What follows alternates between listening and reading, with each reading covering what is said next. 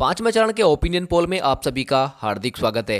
लोकसभा चुनाव के लिए पांचवें चरण की वोटिंग 20 मई को होगी। इस चरण में 8 राज्यों और केंद्र शासित प्रदेशों की 49 सीटों पर वोट डाले जाएंगे और दावा तो यहां तक किया जा रहा है कि इन 49 सीटों में से 25 सीटें ऐसी हैं जहां बीजेपी मजबूत दावेदार है। पूरे ओपिनियन पोल को जरूर देखें और आपको पता चल जाएगा कि अब की बार कौन कितना मजबूत दावेदार है। लोकसभा चुनाव अब अपने आखिरी दौर में पहुंचता जा रहा है। 4 चरणों की वोटिंग हो चुकी है, 3 चरण बाकी हैं।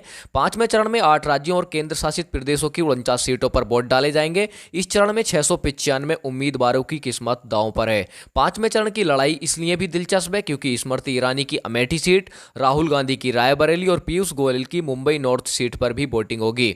आज की इस वीडियो में हम जानने वाले हैं कि पांचवें चरण में 49 सीटों में से किसे बहुमत मिलता हुआ नजर आ रहा है। जैसा कि आप सब जानते हैं, 4 चरणों में चुनाव संपन्न हो चुके हैं, जिसमें से कांग्रेस गठबंधन अर्थात इंडिया महागठबंधन का प्रदर्शन काफी ज्यादा अच्छा रहा। लेकिन अब देखना होगा कि पांचवें चरण में भी इंडिया महागठबंधन का प्रदर्शन कैसा रहने वाला है। बताया जा रहा है कि अभी तक 4 चरणों में 70% चुनाव संपन्न में कांग्रेस को बहुमत मिलता हुआ नजर आ रहा है। पांचवें चरण में क्या स्थिति इंडिया महागठबंधन की रहने वाली है, आज की इस वीडियो में हम जानने वाले हैं। जैसा कि आप सब जानते हैं, भाजपा कार्यकर्ता लगातार दावा कर रहे हैं कि अब की बार 400 पार मोदी सरकार। क्या मोदी की गारंटी एनडीए को 400 पार का आंकड़ा दिला पाएगी या फिर कांग्रेस का मैनिफेस्टो इंडिया महागठबंधन को बहुमत का आंकड़ा पार करके सरकार बनाने में अपनी भूमिका निभाएगा, जिसके आधार पर हम देखेंगे कि अब की बार देश का प्रधानमंत्री कौन बनने जा रहा है। क्या नरेंद्र मोदी तीसरी बार देश के प्रधानमंत्री बनेंगे या फिर राहुल गांधी देश के प्रधानमंत्री बनेंगे। इन सभी प्रश्नों का जवाब इस वीडियो में आपको मिल जाएगा। वीडियो के अंत तक जरूर बने रहें। चलिए देखते हैं सबसे पहला राज्य, लेकिन उससे पहले आपने अभी तक भी वीडियो को लाइक नहीं किया है तो वीडियो को कर दें लाइक, और चैनल पर नए हैं तो प्लीज करके चैनल को कर लें सब्सक्राइब, क्योंकि हम राजनीति से जुड़ी हर खबर सबसे पहले आप तक पहुंचाते रहेंगे, इसलिए चैनल को सब्सक्राइब जरूर कर लें। चलिए अभी अभी आए ओपिनियन पोल को विस्तार से समझते हैं कि पांचवें चरण में किसे कितनी सीटें किस राज्य में मिलती हुई नजर आ रही हैं और कौन पांचवें चरण में बहुमत के आंकड़े को पार कर पा रहा है। चलिए देखते हैं सबसे पहला राज्य। चलिए हम सबसे पहले बात कर लेते हैं उत्तर प्रदेश की। उत्तर प्रदेश में 14 सीटों पर पांचवें चरण में वोटिंग होने वाली है। कौन सी 14 सीटें हैं पहले उन्हें जान लेते हैं हम। तो मोहनलालगंज, लखनऊ, रायबरेली, अमेठी, जालौन, झांसी, हमीरपुर, बांदा, फतेहपुर, कौसाम्बी, बाराबंकी, फैजाबाद, केसरगंज और गोंडा, ये थी उत्तर प्रदेश की 14 सीटें, जिसमें से देखा जा रहा है कि अब की बार उत्तर प्रदेश में बीजेपी अर्थात यानी कि पांचवें चरण में जो 14 सीटों पर वोटिंग होने वाली है उसमें से बीजेपी अर्थात एनडीए गठबंधन को यहां 7 सीटें मिलती हुई नजर आ रही हैं। वहीं कांग्रेस गठबंधन की बात करें अर्थात इंडिया महागठबंधन की बात करें तो इंडिया महागठबंधन के खाते में भी यहां 7 सीट जाती हुई नजर आ रही हैं। कह सकते हैं कि पांचवा चरण काफी ज्यादा दिलचस्प रहने वाला है, क्योंकि वैसे भी आप सब जानते हैं उत्तर प्रदेश लोकसभा चुनाव का आधार राज्य भी माना जाता है, तो ये इस प्रकार ये काफी ज्यादा अहम भी हैं। तो 14 सीटों पर जो चुनाव हो रहा है उसमें से बीजेपी वहीं कांग्रेस अर्थात एनडीए व इंडिया महागठबंधन के बीच मुकाबला टक्कर का देखने को मिल सकता है। इसी के साथ बात करते हैं महाराष्ट्र राज्य की। महाराष्ट्र राज्य में लोकसभा की कुल 48 सीटें हैं, जिसमें से 13 सीटों पर पांचवें चरण में वोटिंग होने जा रही है, जिसमें से देखा जा रहा है कि बीजेपी के खाते में 5, वहीं कांग्रेस गठबंधन अर्थात इंडिया महागठबंधन के खाते में 8 सीटें जाती हुई नजर आ रही हैं।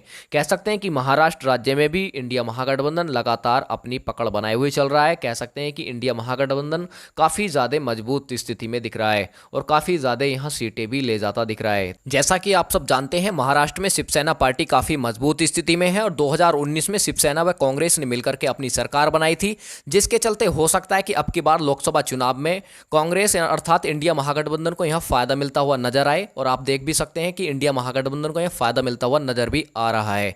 चलिए इसी के साथ बात कर लेते हैं पश्चिम बंगाल की।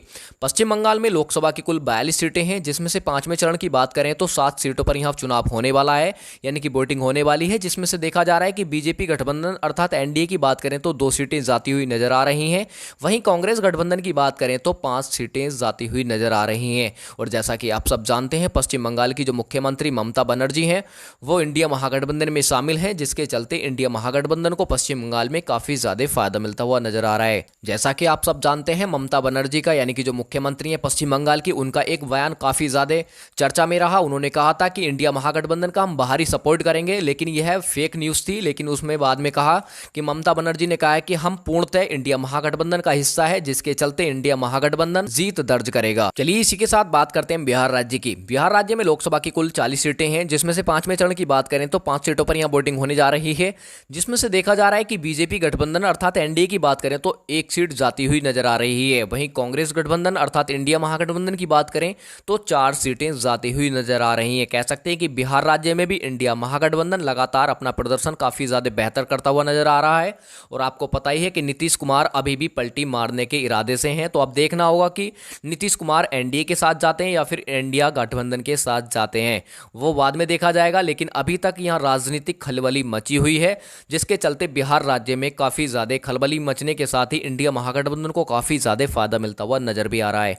इसी के साथ बात करते हैं उड़ीसा राज्य की। उड़ीसा राज्य में लोकसभा की कुल 21 सीटें हैं, जिसमें से 5वें चरण की बात करें तो 5 सीटों पर यहां वोटिंग होने जा रही है, जिसमें से देखा जा रहा है कि बीजेपी गठबंधन अर्थात एनडीए की बात करें तो 1 सीट जाती हुई नजर आ रही है। वहीं कांग्रेस गठबंधन की बात करें अर्थात इंडिया महागठबंधन की बात करें तो यहां खाता खुलने की कोई संभावना नहीं है। जबकि बीजेडी के खाते में यानी कि जो नवीन पटनायक जी उड़ीसा के मुख्यमंत्री भी हैं, जिसके खाते में यहां 4 सीटें जाती हुई नजर आ रही हैं। उड़ीसा राज्य की बीजेडी यानी कि काफी ज्यादा मजबूत पार्टी है, जो कि अभी ना तो एनडीए का हिस्सा है ना ही इंडिया महागठबंधन का हिस्सा है। वो अकेले दम पर चुनाव लड़ रहे हैं और काफी ज्यादा सीटें यहां ले जाते भी दिख रहे हैं। उड़ीसा राज्य में ऐसा माना जा रहा है कि टोटल सीटों में से यानी कि 21 सीटों में से बीजेडी यानी कि बीजू जनता दल 10 सीटें ले जाती दिख रही है, यानी कि काफी मजबूत स्थिति में है नवीन पटनायक जी। अब देखना होगा कि 4 जून को जब नतीजे आएंगे उसमें से कितनी सीटें यानी कि बीजेडी लेकर के जाएगी या फिर नवीन पटनायक की बात करें कितनी सीटें लेकर के जाएंगे, और बाद में वो एनडीए के साथ आएंगे या फिर इंडिया महागठबंधन के साथ आएंगे। लेकिन बाद में यदि किसी भी पार्टी यानी कि किसी भी गठबंधन को पूर्ण बहुमत नहीं मिलता है तो काफी ज्यादा किंग मेकर की भूमिका अदा करने वाले हैं नवीन पटनायक जी। अब देखा जाएगा 4 जून को, लेकिन अभी तक जो आंकड़े निकल करके आए हैं वो आपके सामने हैं। चलिए इसी के साथ बात करते हैं हम झारखंड की। झारखंड में लोकसभा की कुल 14 सीटें हैं, जिसमें से 5वें चरण में 3 सीटों पर यहां वोटिंग होने जा रही है, जिसमें से देखा जा रहा है कि बीजेपी गठबंधन अर्थात एनडीए की बात करें तो 1 सीट जाती हुई नजर आ रही है।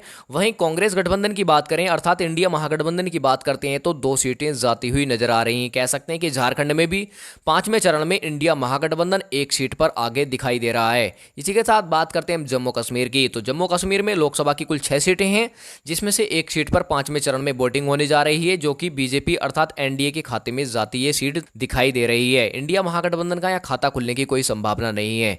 इसी के साथ बात करते हैं हम लद्दाख की। तो लद्दाख में लोकसभा की कुल 1 सीट है, जो कि इंडिया महागठबंधन के खाते में जाती दिखाई दे रही है। इस प्रकार हम 5वें चरण की 49 सीटों की बात करें यानी कि 8 राज्यों में जो 49 सीटों पर यहां वोटिंग हुई या ये कहें कि वोटिंग होने वाली है, जिसमें से देखा जा रहा है कि बीजेपी गठबंधन अर्थात एनडीए की बात करें तो 18 सीटें जाती हुई नजर आ रही हैं। वहीं इंडिया महागठबंधन की बात करें तो 27 सीटें जाती हुई नजर आ रही हैं। और अन्य दल की बात करें तो अन्य दल के खाते में भी यहां 4 सीट जाने का अनुमान है। तो अब की बार 5वें चरण में भी इंडिया महागठबंधन अपना बेहतर प्रदर्शन करता दिखाई दे रहा है। और साथियों, आपको क्या लगता है कि 5वें चरण में किसको बहुमत मिलता हुआ नजर आ रहा है?